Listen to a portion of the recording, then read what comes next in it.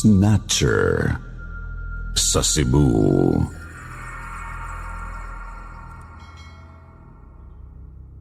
Lumaki akong masamang tao. Maaga kasing naulila sa mga magulang na mga latak din sa lipunan. Kaya napasama sa mga masasamang damo ng kalsada. Sa murang edad, lulong na ako sa serbesa, yosi, damo, sugal at kung ano-ano pa. Sa edad na 10, nandurukot na ako sa mga terminal at mga palengke. Nang mag-15 at magkaroon ng lakas na loob, nang hold up na rin gamit ang ice pick o maliit na kalawanging kutsilyo. Ang hindi ko alam, ang masasama kong gawirin pala mismo ang maghahatid sa akin sa isang kahila-hilakbot na yugto ng buhay ko. Yugtong dinamay pati ang pinakamamahal na bunso kong kapatid. Yugtong hindi ko na magawang matakasan hanggang ngayon. Kumusta po, Sir Jupiter? Itago niyo na lang ako sa pangalang Ivan. Isang dating pusakal na snatcher at holdupper dito sa Cebu City. Dati, kasi tumigil na rin ako nang mangyari itong ikikwento ko. Tungkol po ito sa isang malagim na pangyayaring naglagay sa amin ng kapatid ko sa bingit ng kamatayan. 2018, 17 years old pa lang po ako noon. Natatandaan kong isa yung maalinsangang gabi sa kilalang Dalan Kulon ng Cebu. Naroroon ako. Nag-aabang sa isang hindi masyadong mataong bahagi ng kalsada. Naka-jacket na may hood, kahit hindi naman umuulan. Subalit nakakubli sa loob ang dala kong maliit na kalawanging kutsilyo. Palinga-linga, kinikilatis ang bawat nagdaraan para malaman kung sino ang pwedeng biktimahin. Hindi ako pwedeng magkamali. Kasi ilang araw nang nilalagnat ang kapatid kong si Julius. Kailangan ko ng mas malaking pera pambili ng gamot, prutas at uulamin niyang gulay. Pasad 8:00 nang mamataan ko ang isang lolang mag-isang naglalakad. Mukhang mamahalin ang blusa at palda nito, pati na ang leather na shoulder bag. Kapansin-pansing mahigpit ang hawak niya sa bag. Halatang may iniingatan kung ano sa loob. Ilang minuto ko siyang sinundan ng palihim habang hawak ko na ang patalim sa loob ng jacket ko. Nang mapadaan siya sa bungad ng iskinitang walang tao, mabilis kong hinablot ang kanyang bag para sana itakbo. Subalit sadyang madiin ang kapit ng matanda sa bag. Nagmamakaawa siyang huwag kong kunin kasi naroroon daw ang regalo niya para sa apo. Lalong sumidhi ang hinala kong may laman iyong mamahaling bagay. Pilit ko pang hinila ang bag tsaka tinadyakan sa hita si Lola.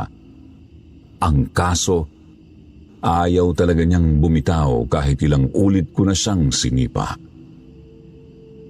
Sa halip walang tigil siyang nagmamakaawa sa akin. Bagay na hindi naman tumatalab sa kalooban ko. Lumingon ako sa paligid, wala pa ring tao.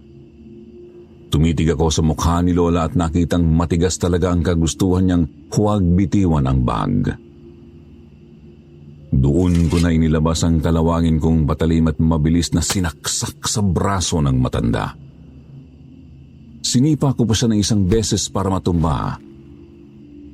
Nabitiwan nga niya ang bag. Tatakbo na sana ako subalit nagawa niyang makakapit sa binti ko. Bumaon pa nga po ang kanyang mga kuko kaya nasugatan ako. Napatingin ako sa kanya at sa di malamang dahilan bigla akong nakaramdam ng kilabot sa matalim niyang titig sa akin. Nagngangalit na rin ang kanyang mga ngipin. Tuluyang napalitan ng galit ang kaninang pagsusumamo.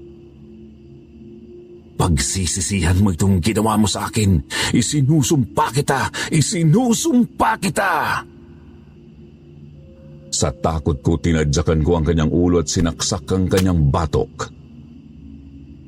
Nanlaki ang mga mata ng matanda. Saglit din akong natigilan kasi hindi ko naman talaga pinapatay ang mga biktima ko. Magnanakaw lang ako, pero hindi naman ako mamamatay tao.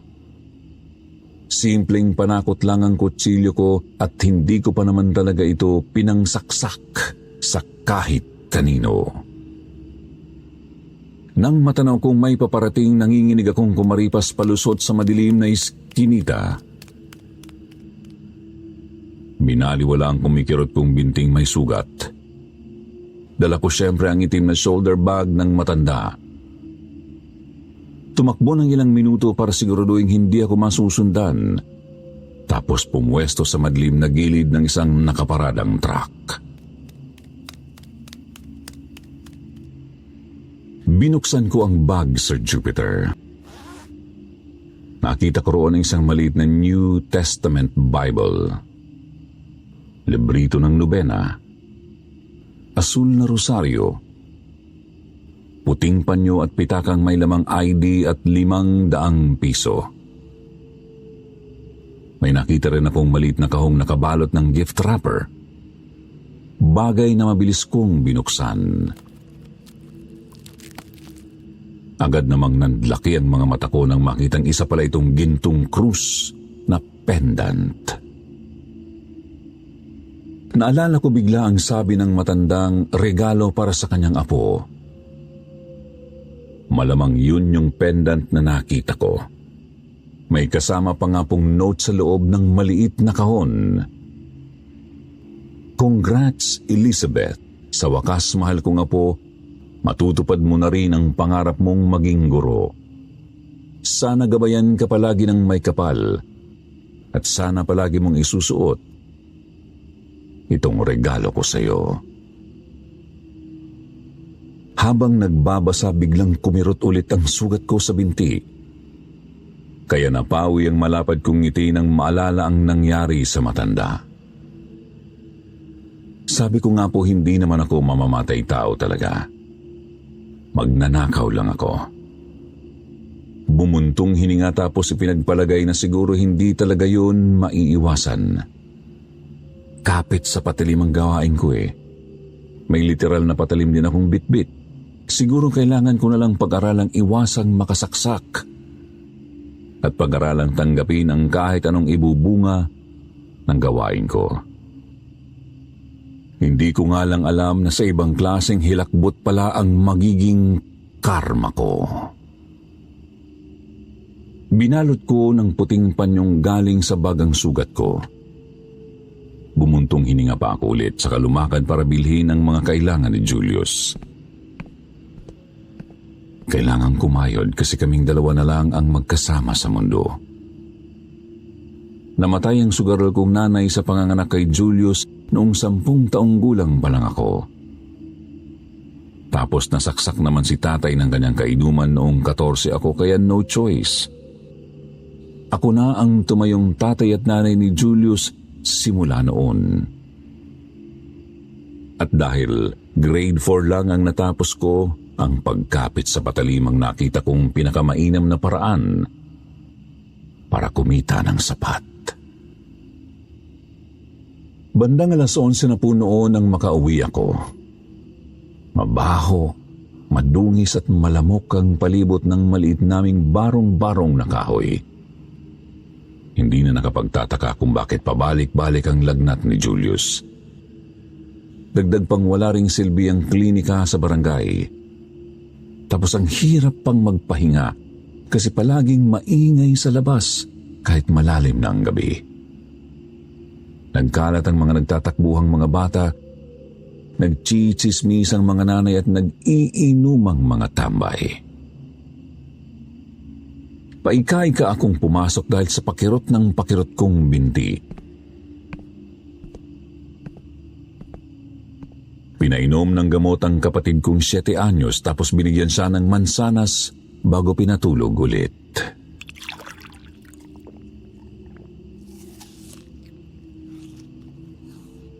Sir Jupiter, matutulog na po sana ako pero masyado na talagang masakit ang binti ko noon. Kaya pumunta muna ako ng banyo para hugasan ang sugat. Tinanggal ko ang nakabalot na puting panyong namamansahan na ng dugo ko at nahintakutan nang makita ang kalagayan ng sugat. Kukulang naman yun eh. Kukulang naman yung nakasugat sa akin. Kaya nakapagtataka kung bakit naging ganoon kalala ang sugat ko. Medyo malalim na kalmot ang nakita ko tapos nag-uumapaw sa nana. Nangungulay talong na rin ang balat sa palibot ng sugat ko dahil sa pamamaga. Ramdam ko ring napakakati nito maliban sa sobrang makirot. Agad kong tinapat sa tubig mula sa gripo ang sugat para mabanlawan ng nana.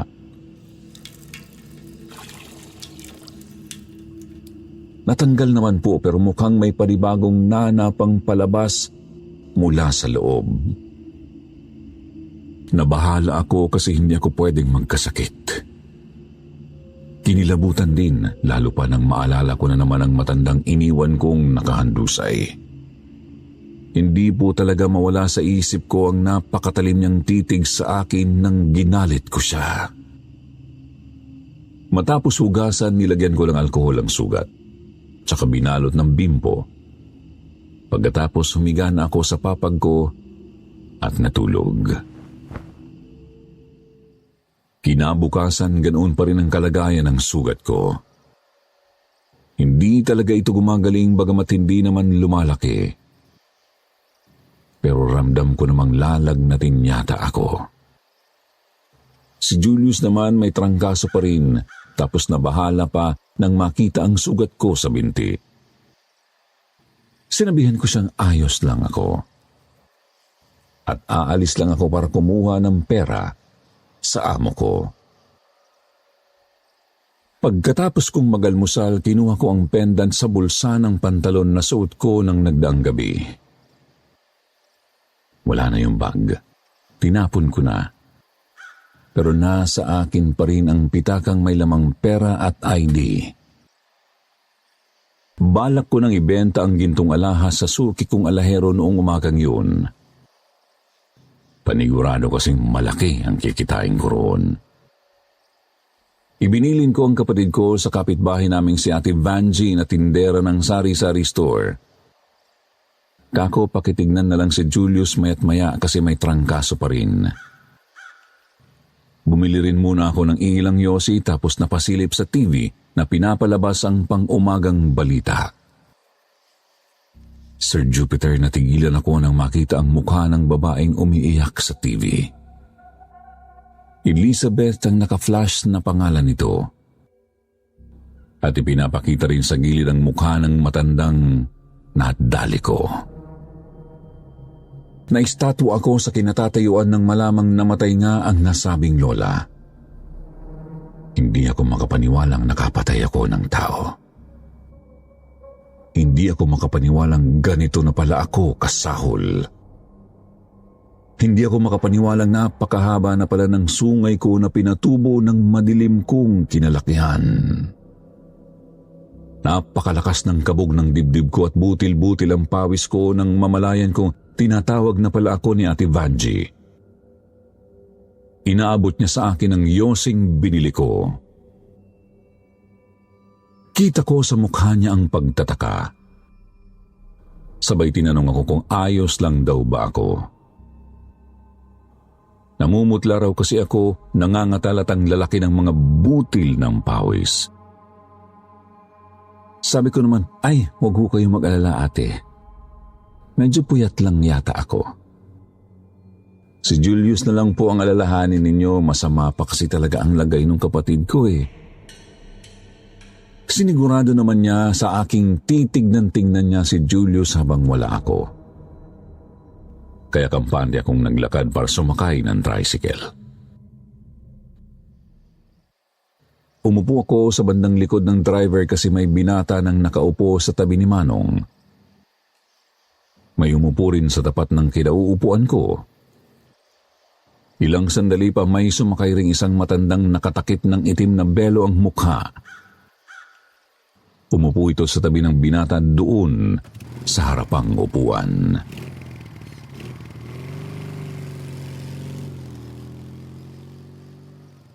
Habang nasa biyahe, hindi ko maiwasang titigan ng matandang nasa harap. Parehong-pareho kasi ng suot niya yung blusa ng lolang na biktima ko. Hindi ko nga lang makita ang mukha kasi may takip na belong itim. Subalit makalipas ang ilang saglit, napatingin ako sa side mirror na nasa bandang passenger seat. Sir Jupiter, nanayo ang mga balahibo ko sa buong katawan nang makita ang pamilyar na mga mata sa salamin. Nanlilisik ang mga ito at matalim na nakatingin sa akin mula sa refleksyon. Hindi ko pa rin kita ang kabuuan ng kanyang mukha pero sigurado na akong siya talaga yun. Siya talaga yung matandang nadali at napatay ko ng nagdaang gabi. Mabilis akong dumukot ng 20 pesos sa bulsa ko at bigla kong inabot sa driver. Hindi pa man siya nakakahinto, dali-dali na akong bumaba at paika-ikang tumakbo. Lumingon pa ako sa tricycle tsaka nakita ang nagtatakang tingin ng driver at ng ibang mga pasahero. Pero wala roon ang matanda. Nagpalinga-linga ako. Wala talaga siya sa paligid. Malabo namang bumaba rin yun. Tumakbo at naglaho ng ganoon kabilis. Gayon pa man ramdam ko pa rin ang matalas niyang titig sa akin mula sa kung saan. Hindi nawala ang kilabot na nagpapanginig sa buo kong kalamnan. Mabilis pa akong naglakad sa maingay na bangketa. Sumuot sa pagitan ng maraming mga tao. Kabado pa rin. Lalo't medyo malayo pa ang lalakarin ko para marating ang pawn shop. Napaaga kasi ang baba ko sa tricycle dahil nga sa matanda. Sumasakit na rin lalo ang binti ko tapos ramdam kong nangangatas na naman ang nana sa loob ng nakabalot na bimpo. Lumiko ako sa isang eskinita para makalusot sa kabilang kalsada. Subalit natigilan ako nang makita kong nakatayo sa gitna ng masikip na espasyo ang matanda. Wala na ang belo sa kanyang ulo, kaya't malinaw ko nang nakikita ang namumutla niyang mukha. Matalim na nakatitig sa akin ang kanyang mga mata. Titig na lalong nagpanginig sa kaluluwa ko. Tumalikod ako at dali-daling bumalik sa may bangketa. Pinilit kong tumakbo kahit paika-ika habang ramdam kong nasa paligid pa rin ang matanda. Hanggang sa natanaw ko ang simbahan ng Santo Niño at naisip kong baka pwede akong humingi ng tulong at proteksyon sa may kapal. Tinanggap naman ni Jesus ang kawatang katabi niyang nakapako siguro baka sakali pwede rin ako. Ang kaso hindi pa man ako nakakalapit sa bakuran ng simbahan, bigla ko na lang naramdamang may humatak sa binti kong may sugat. Sigurado akong hindi guni-guni ang napakalamig na kamay na kumapit sa binti ko. Napakalakas din ito kaya napadapa ako at nasubsob ang mukha sa may semento. Pinilit kong bumangon at nagpalinga-linga. Hinahanda ang sariling makita ang matanda. Pero wala siya roon. Sa halip mga taong nagdaraan lang sa bangketa ang nakita kong nakatingin sa akin. May ali pang ang lumapit at nagtanong kung ayos lang daw ba ako. Hindi ako nakasagot kasi ramdam ko pa rin ang hilakbot sa dibdib ko. Pinilit ko na lang na tuluyang makatayo tsaka nagpatuloy sa paglakad papuntang simbahan. Subalit natigilan ako nang matanaw kong naroroon ang matanda sa harap ng gate. Inaabangan ako. Tumalikod na naman ako at muntik pang madapa ng kumirot ng husto ang sugat ko. Saglit kong tinignan ang nakabalot na tela. Napansin kong nagmamansa na rito ang dugo at nana. Ramdam ko na naman ang presensya ng matanda sa likod ko, kaya pinilit kong maglakad ng mabilis para makalayo. Sir Jupiter, hindi talaga niya ako nilubayan noon. Kapag lumilingon ako sa likod, kita kong naglalakad siya ilang metro mula sa akin. Kahit gaano ko pang bilisan, nakakasunod pa rin siya kahit mabagal lang ang kanyang mga hakbang. Ilang minuto pa, nakikita ko na rin siya sa kung saan-saan. Sa gilid ng mga gusali, sa loob ng jeep, sa bintana ng mga tindahan, sa bungad ng mga eskinita at sa ilalim ng mga poste ng ilaw. Kapag lumilingon nga po ako sa paligid, nakikita ko na rin ang mismong mukha ni Lola sa mukha ng mga taong naglalakad. Sa mga gwardya, mga tsuper, mga pasahero, mga mamimili at mga kabataang gumagala. Ramdam kong nababaliw na ako kakaiwas sa kanya. Sumisidhi na rin ang pangangatal at pamumutla ko, tapos ang butil-butil kong pawis. Hanggang sa biglang tumunog ang cellphone kong galing lang din sa nakaw. Tumatawag si Ate Vanji, ang tindera ng sari-sari store sa may amin. Ivan, si Julius. Ano bang nangyayari rito sa kapatid mo? Kinukumbulsyon na to rito. Tapos, bakit naman hindi mo sinabing may malalang sugat pala to sa binti? Napakalaki at nag-uumapaw sa nana. Ivan naman, may impeksyon tong bata sa pagpapabaya mo eh. Nasaan ka na ba? Huy, sumuot ka naman. Ivan!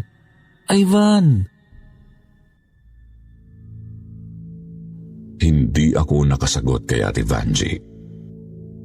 Pakiramdam ko noon hinugot palabas ang kaluluwa at puso ko, Sir Jupiter. Ramdam ko ang matinding hilakbot sa matanda at grabing pagkabahala para sa kapatid ko. Nabitiwan ko na nga lang ang cellphone.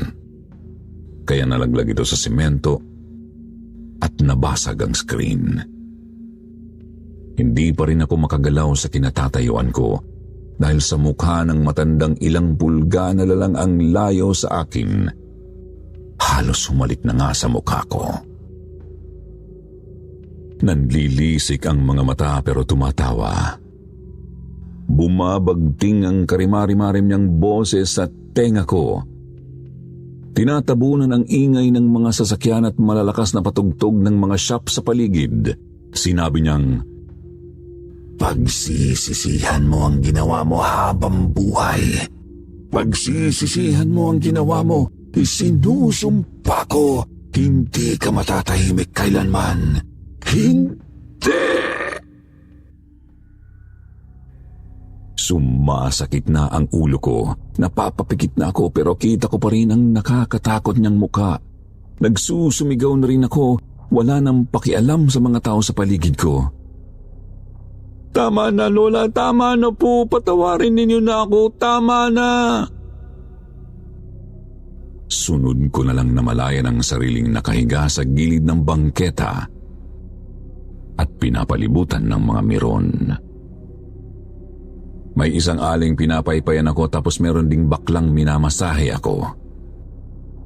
Agad din akong inabutan ng tubig ng isang gwardya nang mapansin nilang nagkamalay na ako. Ewan, hindi ko maalalang hinimatay pala ako. Basta ang huli kong natatandaan, ang matinding pagpaparamdam ng matanda sa akin. Mga kalahating oras pa at naging maayos din naman ako. Tumanggi na akong magpadala sa ospital kasi wala naman akong pambayad. Sinabi ko lang sa mga tumulong sa akin na nasobrahan lang ako sa pagod.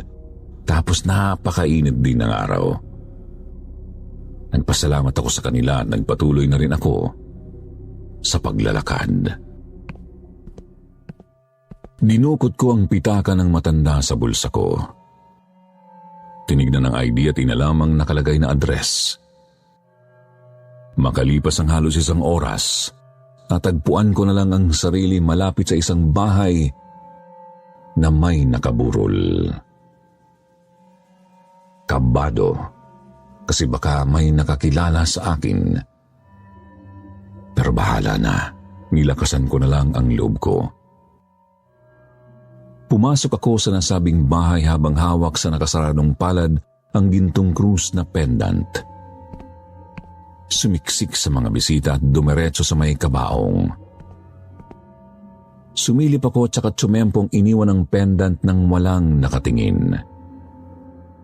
Dali-dali naman akong lumabas sa takot na baka makilala ng mga taga roon na ako ang pumatay sa kanilang kamag-anak. Tinawag lang ako noong isang lalaking asawa yata ni Lola. Magkape raw muna ako, subalit nagpilit lang ako ng ngiti. Lumabas ng bahay at lumayo. Halos hindi ako makahinga sa kaba at kilabot sa ginawa ko. Iniisip ko habang naglalakad kung tama ba ang ginawa ko. Iniisip kong baka mas tamang umamin na lang ako sa kanila at sumuko. Pero wala eh. Inaalala ko ang kapatid ko. Hindi ako pwedeng makulong kasi walang magbabantay sa kanya. Ang kapatid kong sa di malamang dahilan, bigla ring dinapuan ng sugat na katulad ng sa akin. Madali akong sumakay ng jeep para makauwi na lalo't hindi talaga ako mapalagay. Dumukot din muna ako ng pitaka mula sa isang pasahero para may maipambili ng gamot. Bumaba ako sa jeep.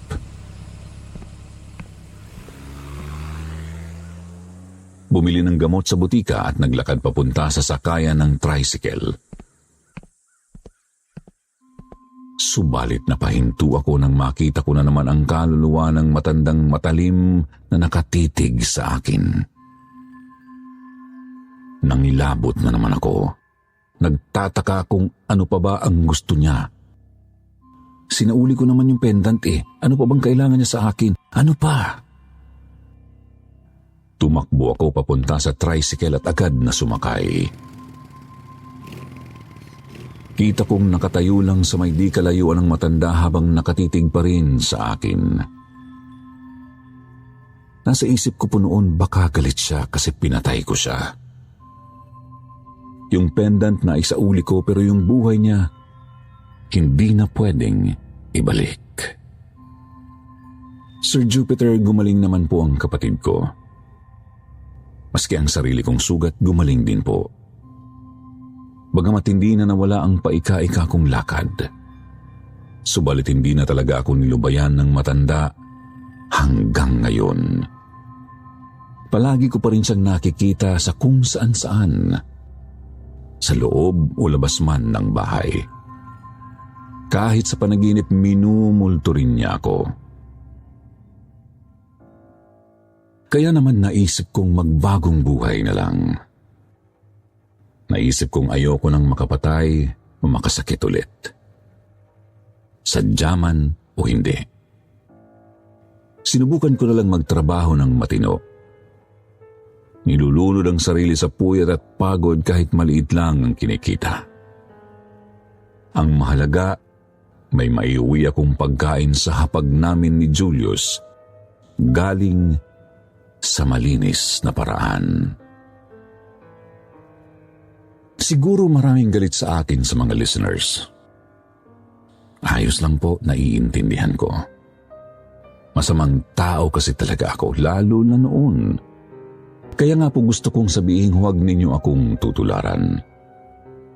Hindi kasi natin alam kung anong klaseng karma ang dadating sa atin pag nagkataon. Tsaka itatanong ko na lang din sana kung paano ko po kaya matutulungang mapayapa ang kaluluwa ng matanda. Kung pwede ko lang sana talagang isuko ang sarili ko, kasi yun nga po, walang maiiwan para kay Julius. I-comment nyo lang po kung may alam kayong paraan kasi wala po talaga akong alam sa mga ganitong bagay. Maraming salamat po sa mga ibibigay ninyong payo. Aabangan ko po yan. Maraming salamat din po, Sir Jupiter, sa pagbabasa nitong aking kwento. More power sa inyo at mag-iingat po kayo palagi.